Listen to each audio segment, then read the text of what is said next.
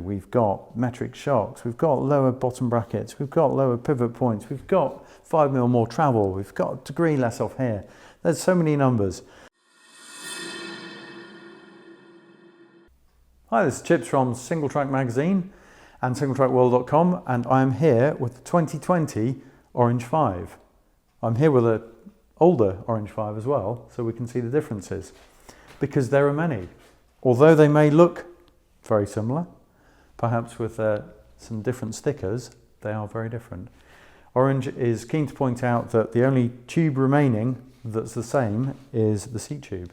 Everything else has been reshaped, at different lengths, different geometry, completely different, but it's only when you compare the two side by side that you actually see some of the differences. Starting at the front of the bike, the head tube is a degree slacker. It's now 65 degrees, and it's a 74-degree effective seat angle.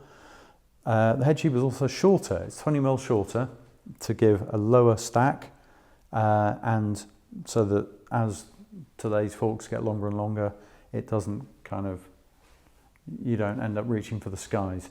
The bike now is a 145 travel bike with 150 fork, so 150, 145. It's got a 65-degree head angle, 74-degree effective seat angle, and it now comes with a metric shock. Metric shocks are longer than their Imperial brethren, so Orange has had to do a lot of machining to get the shock to fit. If you compare it with our older version here, there's a fair amount of meat around the front and rear shock mounts, and here you can see it's been machined out until it's virtually touching the down tube and almost touching the seat tube here. So this gives you a lot more tuning capability, and it gives that extra 5mm of travel. Talking of 5mm, the bottom bracket is 5mm lower, and the main pivot is 5mm lower down as well. It's also 10mm wider, 5mm aside, to give a stiffer chassis for that shock to do its work. We have a number of differences. Again, looking at the old version here, these bosses on the down tube are a lot further forward than they used to be.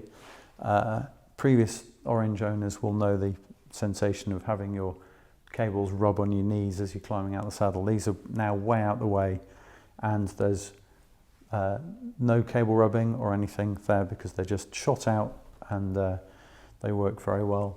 And if you run your brakes the other way around, these little plugs will come out and you can just swap it. So it should all be super neat. Talking of super neat, nice segue, we've got these new decals here, which are water slide transfers that are then clear coated on. So they're applied then onto the powder coat, and then the frame's powder coated in clear as well. So the frame also gets a bonus coating of clear coat, which should protect it, should keep it looking shinier for longer. The Orange logo is gone. Orange figured that it's pretty obvious it's an Orange bike. Very few bikes look like this, so they've done away with that because it was always struggling to fit around the welds and everything down here. So there's just a subtle orange logo there, and I think, no, there isn't even one on the back of the seat tube. So little orange logo there, there's an Orange 5 logo on the top tube, and we've got these little fades on the chainstays. There are 6 colours plus Orange's bonus custom colours, and frame price is £2,000. Complete bikes will start with 5 Pro, which is £3,900, and go up to the XTR, which is £6,400 once Shimano finishes making XTR, which should be about June this year. And this model here is the 5 Factory, which is probably one of their most popular specs, and that's £5,700.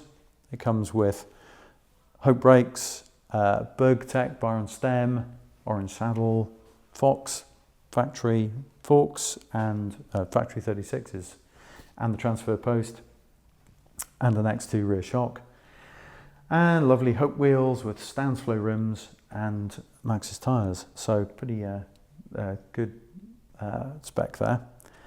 Anyway, these bikes are out today, and you will find out what's been hiding in the back room of your local bike shop for the last week since the Alpine came out.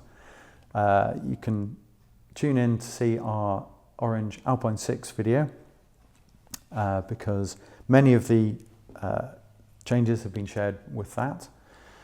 Have a look at the website. We've got a lot more close-up detail shots and riding shots and first impressions on this new bike. And stay tuned. We'll come back with a review once we've got this out and got it as dirty as that one. So thanks for joining us. This is Chips from Singletrack Magazine and Singletrackworld.com. Signing out. There.